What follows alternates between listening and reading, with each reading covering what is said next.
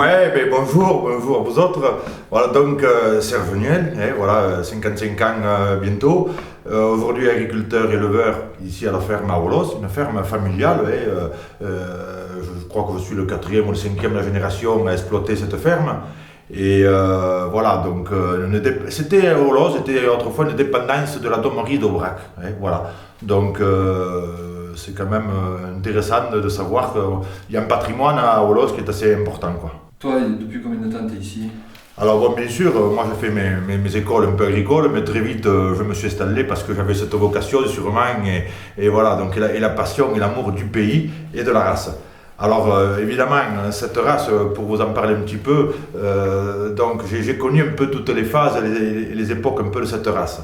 C'est vrai que mon père a été un grand défenseur de la race Aubrac, qui était en voie de disparition dans les années 60. Donc il faut savoir que peut-être c'était une volonté au niveau national, qu'il ne reste plus que deux ou trois grandes races françaises uniquement.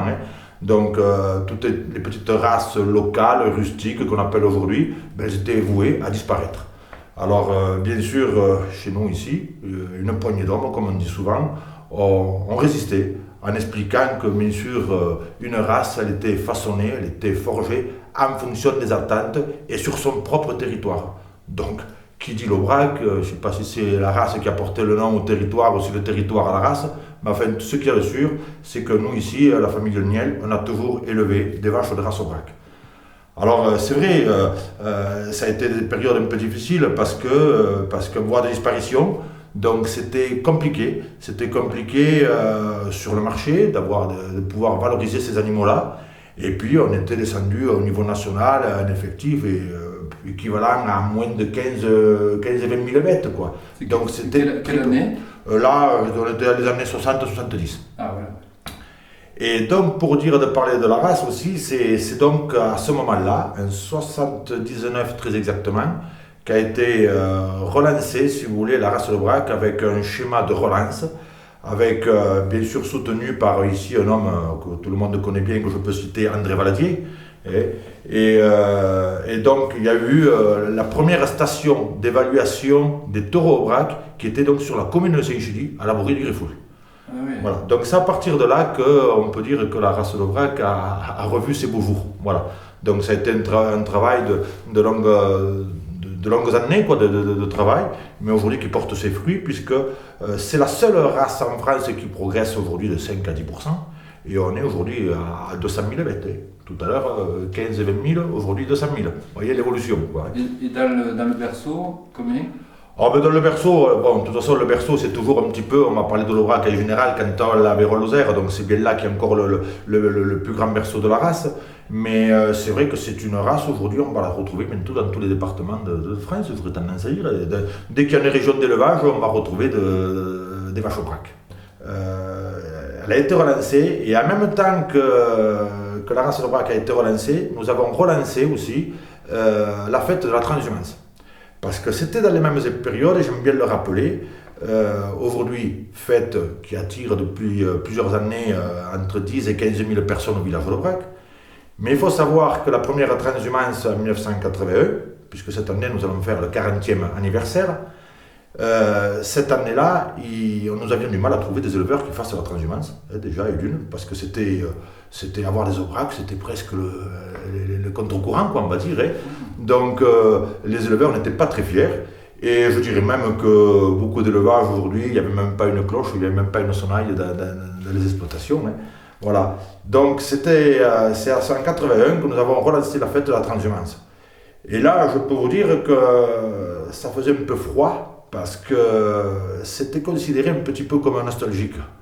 Il y avait eu même une presse locale qui avait écrit que le glas sonnait pour la race d'Aubrac. Vous vous rendez compte les messages qui avaient été lancés sur la presse. C'était fort, ça faisait un gros pincement au cœur même, je dirais.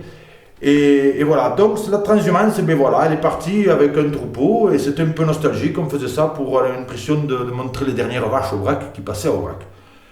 Et là, donc, si je peux enchaîner sur ce qu'est aujourd'hui cette fête, évidemment, j'ai succédé à Raymond Bulat, qui est mon prédécesseur, avant lui Raymond Cayrel, qui avait été président fondateur, Et donc j'ai succédé à Raymond Bulac et ça va faire une quinzaine d'années que je suis maintenant président.